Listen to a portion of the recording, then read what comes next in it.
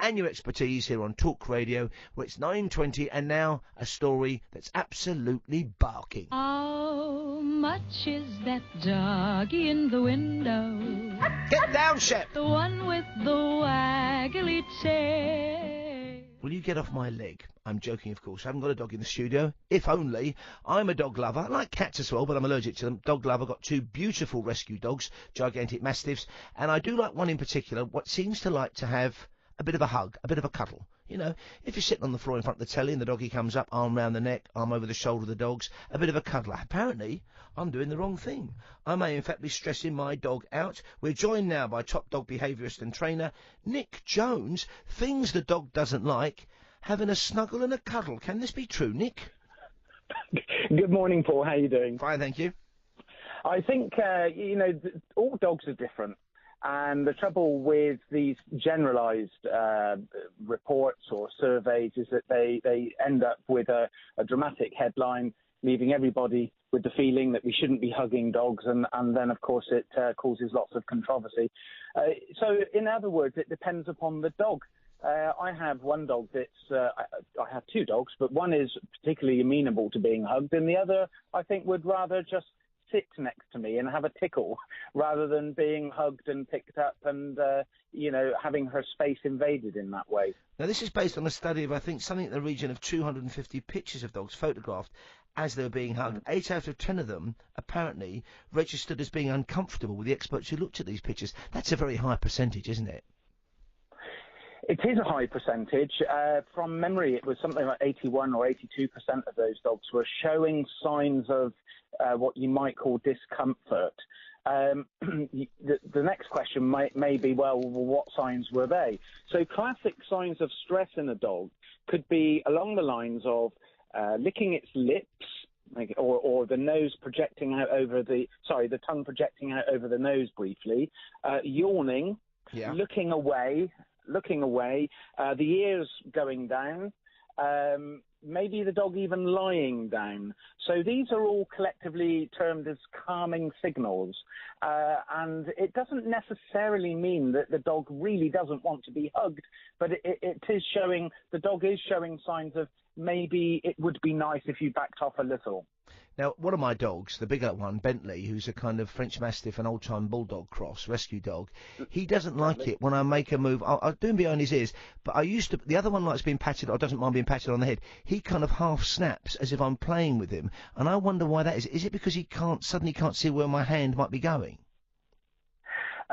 Potentially. He was a rescue, you say? He was, yeah. He wasn't badly treated. The girl was very badly treated and was used for dog fighting and all sorts of hideous things. He was basically missold as a bulldog, and he's the size of a Great Dane.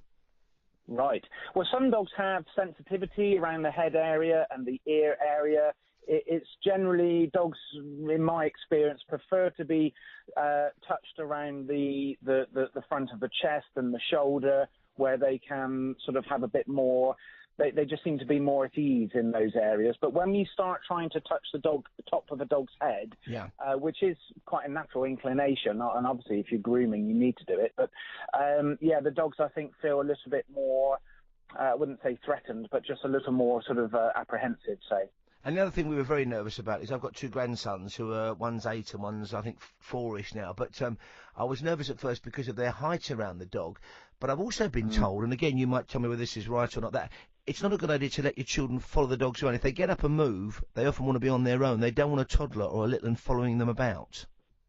Yeah, exactly. And I think it depends, children and dogs is a subject quite close to my heart. And, ensuring that the dog is given adequate space is important, not pressurizing the dog, understanding what the dog's individual requirements and needs are. And you, as an owner, nobody knows your dog better than you. So you will need to potentially observe that behavior, filter it through what your dog is probably trying to achieve, and then manage the children as well.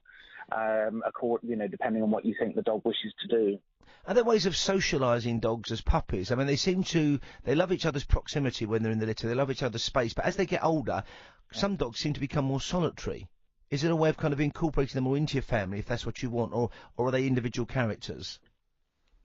I think dogs are very individual characters, and I often, make the comparison between how much people can vary. So some people are very outgoing and confident and sociable, and others are, I think, naturally just quieter and don't feel the need to be so involved in what's going on. And so dogs can be just as varied in the same way.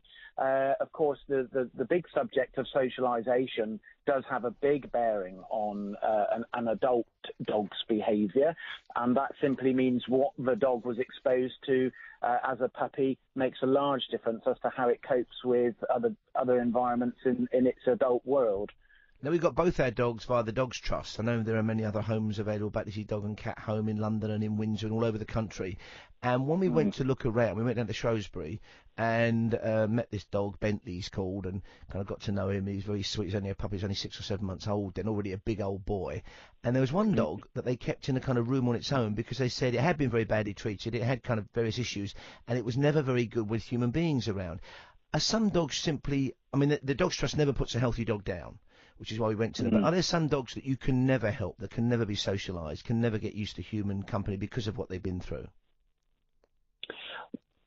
Oh, I think to a degree, some dogs are, yes, much harder to improve if that's your starting point. So let's take this dog that was somewhat being kept away from people. So, but what that type of dog requires is time and patience and a very specific environment for that dog to gradually build a bond with a human so that it can trust it and learn that even if we come to the point where that dog may not generally be good with people, it can at least be managed to a satisfactory level with that owner.